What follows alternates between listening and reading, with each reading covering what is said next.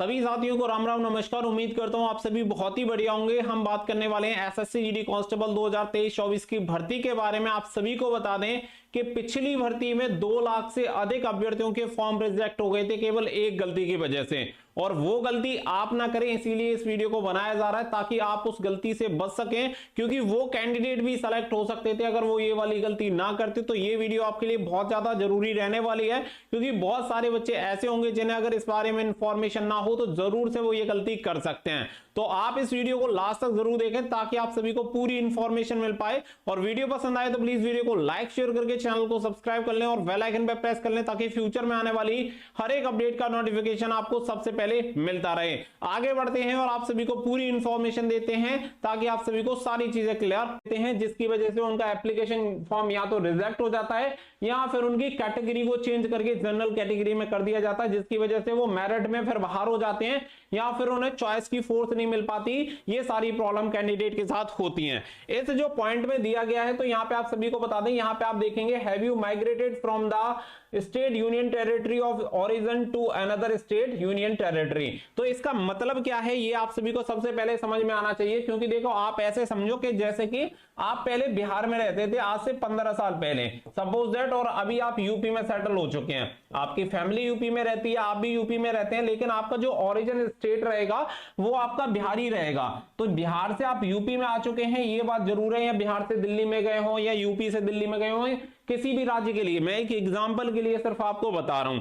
अब यहाँ पे क्या है कि आपने क्या किया कि यूपी का डोमिसाइल तो आपने बनवा लिया, सारी चीजें आपने यहाँ पे यूपी की बनवा ली, लेकिन जो आपका ओरिजिनल स्टेट है वो क्या है, बिहार। अब जब आप यहाँ पे फॉर्म भरते हैं तो आपको यही ऑप्शन मिलता है कि क्या कभी आपके साथ ऐसी कंडीशन हुई है कि पहले आप किसी दूसरे राज्य में रहते हो जहां पे आपकी पीढ़ियां रहती हो, वहां से आपने माइग्रेट करके आप दूसरे राज्य में जाके बस गए हो। तो अगर आपके साथ ये कंडीशन है तो आपको यहां पे क्या है कि यस और नो का ऑप्शन दिया गया है कि अगर आपने इस तरीके से कुछ किया है तो आपको इसमें यस भरना है, अगर आपने कभी माइग्रेट नहीं किया तो आपको नो भरना है। इसमें एक और कंडीशन है, वो आप समझो, जैसे कि मान के चलो आप यूपी के रहने वाले हो, यूपी का डोमिसाइल है, कास्ट सर्टिफिकेट है, सारी चीजें आपके पास है, वहां पे घर भी है, खेत भी है, हर एक चीज है आपके पास, यानी कि बिहार से अब कोई लेना देना आपका नहीं है और पूरी तरह से आप यूपी के निवासी हो चुके हैं, जहां की हर एक चीज, हर एक प्रूफ आपके पास यूपी का ही है। तो आप इसमें नो कर सकते हैं, कोई दिक्कत नहीं है।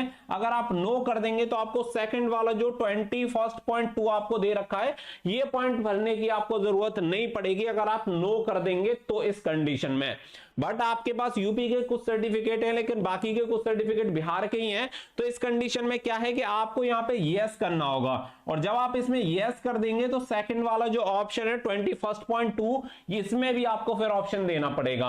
अब इसमें भी ऑप्शन दिए गए हैं यस और नो। अब एक चीज समझो कि जैसे मान के चलो आप बिहार में एससी कैटेगरी से बिलोंग करते हैं, यहां पे दिक्कत उनके लिए नहीं है जो कैंडिडेट, ऐसे समझो कि अगर आप बिहार में एससी कैटेगरी में हैं और यूपी में भी एससी कैटेगरी में, कोई दिक्कत नहीं है, ये जनरल कैटेगरी में है, कोई दिक्कत नहीं है। लेकिन यहाँ पे क्या है, जैसे सॉरी जनरल कैटेगरी में है तो कोई दिक्कत नहीं है, बट यहाँ पे मान के चलो आप बिहार में एससी कैटेगरी में आते थे, अब आप जाके यूपी में रह रहे हो तो आप एससी कैटेगरी में, लेकिन आपके पास जो सर्टिफिकेट होंगे वो बिहार के एससी कैटेगरी के सर्टिफिकेट होंगे। तो यहाँ पे अगर आप समझो कि यहाँ पे आपने यस कर दिया है, तो यहाँ पे अगर आप एससी कैटेगरी में आते हैं तो आपको यस करना होगा। अगर आपने नो कर दिया तो नो का सिंपल सा मतलब ये है कि जो आपका ओरिजिन स्टेट है वहां का आप कोई भी बेनिफिट नहीं लेना चाहते हैं रिजर्वेशन कैटेगरी का।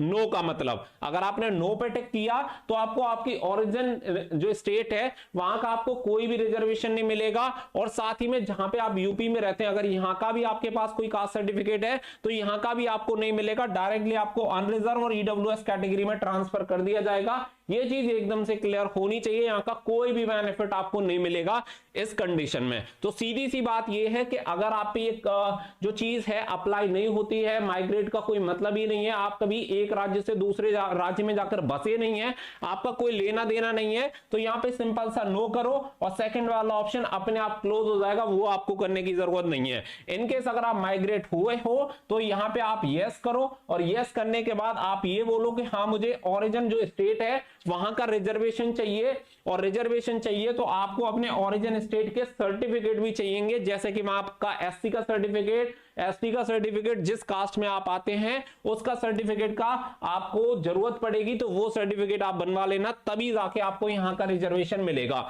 लास्ट टाइम क्या हुआ था कि बहुत सारे बच्चों ने इसमें क्या किया कि यहां पे तो कर दिया यस कि हाँ हमने माइग्रेट किया है, और यहां पे कर दिया नो, जिसकी वजह से हुआ क्या कि एससी के बच्चों को भी जनरल में ट्रांसफर कर दिया, ओबीसी के बच्चों को भी जनरल में ट्रांसफर कर दिया था, एसटी के बच्चे थे वो भी जनरल में ट्रांसफर हो गए थे। अब ट्रांसफर इसलिए हुए थे क्योंकि उन्होंने खुद बोला है कि हम माइग्रेट तो हुए हैं लेकिन हमें रिजर्वेशन का बेनिफिट नहीं चाहिए, क्योंकि यहाँ पे यही लिखा हुआ है कि आपको बेनिफिट नहीं चाहिए। तो जब आपने खुद ही बोल दिया कि आपको बेनिफिट नहीं चाहिए तो फिर कोई क्या कर सकता है। तो इसकी वजह से बहुत सारे कैंडिडेट को यहाँ पे प्रॉब्लम हुई थी, और इस बार भी बहुत सारे कैंडिडेट गलती कर सकते हैं। तो प्लीज आप इस वीडियो को उन सभी कैंडिडेट के साथ शेयर कर दीजिएगा ताकि उन सभी को इसके बारे में पता चल जाए और वो इस तरीके की गलती बिल्कुल ना करें। अब इसके अलावा एक और पॉइंट है जो कि बहुत ज्यादा दिक्कत में रहता है और बहुत सारे कैंडिडेट यहाँ पे गलती करते हैं। अब वो पॉइंट आपका सबसे नीचे है, पॉइंट नंबर 30। इसमें बहुत सारे कैंडिडेट गलती कर देते हैं। यहाँ पे क्या करते हैं, whether the photograph has been taken on और आफ्टर 24 अगस्त 2023। इसमें यस और नो का ऑप्शन पूछा गया है, तो सभी बच्चों को यस का टिक ही इसमें करना है। अगर आपने नो कर दिया तो आपके एप्लीकेशन फॉर्म को रिजेक्ट कर दिया जाएगा, क्योंकि आप सभी को बता दें कि हाई कोर्ट का आदेश है कि 3 महीने से पुराना अगर आपका फोटो होता है तो आपके एप्लीकेशन फॉर्म को रिजेक्ट किया जा सकता है।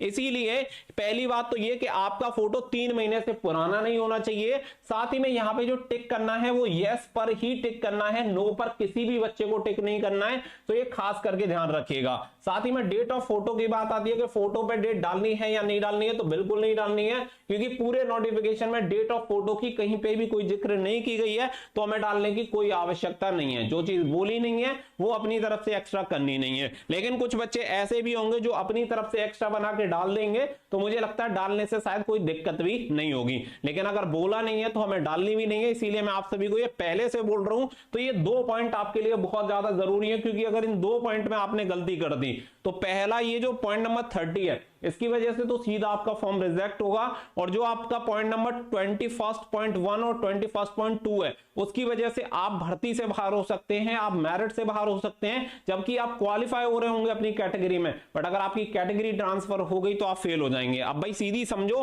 कि एससी की कट ऑफ जा रही है वहां पे 110 और आपके नंबर आ रहे हैं 115, और जब आपको जनरल में ट्रांसफर कर दिया जाएगा तो जनरल की कट ऑफ जा रही है 125। तो यहाँ पे आप अपनी मेरिट से ज्यादा नंबर लाने के बाद भी आपको फेल होना पड़ सकता है आपकी एक गलती की वजह से। तो प्लीज आप इस वीडियो को ज्यादा से ज्यादा शेयर जरूर करिएगा, क्योंकि पहले बहुत सारे बच्चों के साथ ये कॉमन प्रॉब्लम हो चुकी है, इसीलिए मैं आप सभी के साथ ये पहले से ही शेयर कर रहा हूं। उम्मीद कर रहा हूं कि आप इस वीडियो को ज्यादा से ज्यादा शेयर करेंगे ताकि सभी बच्चे अवेयर हो जाएं, क्योंकि सभी बच्चों को फेयर मौका मिलना चाहिए। जैसे आप तैयारी कर रहे हैं भाई, हर किसी की एक्सपेक्टेशन है, बाकी तो जो पढ़ाई में आगे होगा वो अव्वल होगा, वो आगे जाएगा, उसे नौकरी मिलेगी, लेकिन मौका सभी को मिलना चाहिए। क्योंकि ऐसे समझो कि अगर किसी का एप्लीकेशन फॉर्म रिजेक्ट हो जाए तो बहुत ज्यादा दुख होता है कि शायद यार मेरा सिलेक्शन हो जाता। तो हर किसी के परिवार की एक्सपेक्टेशंस होती हैं। तो प्लीज आप इस वीडियो को शेयर जरूर करिएगा ताकि किसी भी बच्चे के साथ ऐसा ना हो। मिलेंगे नेक्स्ट वीडियो में, फिलहाल के लिए बस इतना ही। So thank you for watching. Jai Hind, जय भारत।